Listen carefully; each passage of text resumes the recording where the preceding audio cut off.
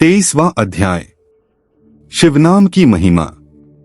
ऋषि बोले, हे महाभाग सूत जी, आपको नमस्कार है। अब आप हमें भस्म की महिमा सुनाइए तथा रुद्राक्ष का महात्म्य और शिवजी के उत्तम नाम का महात्म्य भी कहिए, जिसे सुनकर हमारा चित्त प्रसन्न हो। सूत जी बोले, हे ऋषियों, आप लोगों ने बड़ी उत्तम वार्ता पूछी है। आप धन्य, पवित्र और कुल के भूषण हैं, क्योंकि लोक में जिन्हें शिवजी ही परम प्रिय हैं और जिनके साक्षात शिव ही परम देवता हैं, वे धन्य हैं और कृतार्थ हैं। उनका देह धारण करना सफल है।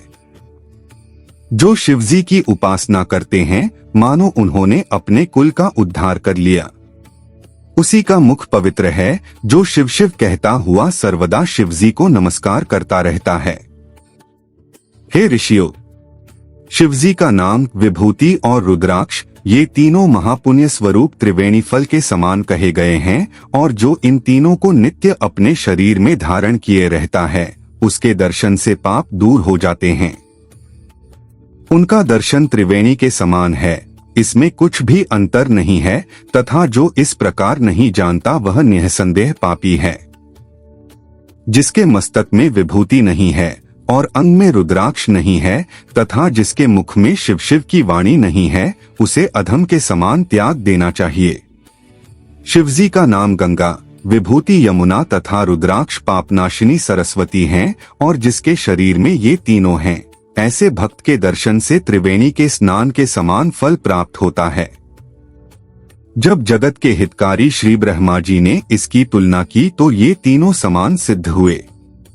अतएव पंडितों को सदा विभूति धारण करनी चाहिए। उसी दिन से ब्रह्मा आदि देवों ने इन तीनों को धारण किया, जिनके दर्शन से पाप नाश हो जाते हैं। हे विप्रो, सतसत के परे श्री महेश्वर के बिना इस ब्रह्मांड में क्या संपूर्णता है, जिससे इन तीनों का महात्म्य जाना जा सके। केवल एक शिव नाम ही ऐसा है, जिसके स्मरण करते ही पापों के पर्वत अनायास ही भस्म हो जाते हैं। इसमें कुछ संदेह नहीं है।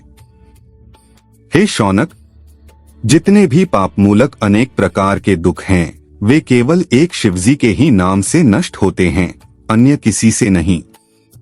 वही वैदिक, वही पुण्यात्मा, वही पंडित और वही धन्य है, जो मनुष्य इस पृथ्वी पर शिवजी के नाम जप में आसक्त रहता है। हे मुने, जिनको शिवजी के नाम जप में विश्वास होता है, वे दिन रात उसी में लगे रहते हैं, क्योंकि शिव नाम से जितने पाप नष्ट होते हैं, संसार में मनुष्य उतने ही पाप नहीं कर सकता। शिवनाम रूपी नौका को पाकर मनुष्य संसार रूपी सागर से तर जाता है। ब्रह्म इत्यादि अनंत पापों की राशि शिवनाम के लेते ही शीघ्र नष्ट हो जाती है।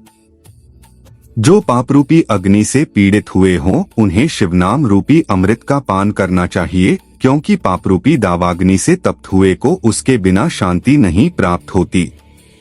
हे मुनीश्वर, जिसकी शिवनाम में अखंड भक्ति है, उसको मोक्ष सुलभ है, अन्य को नहीं, ऐसा मेरा विश्वास है। हे मुनीश्वरों, बहुत कहने से क्या लाभ।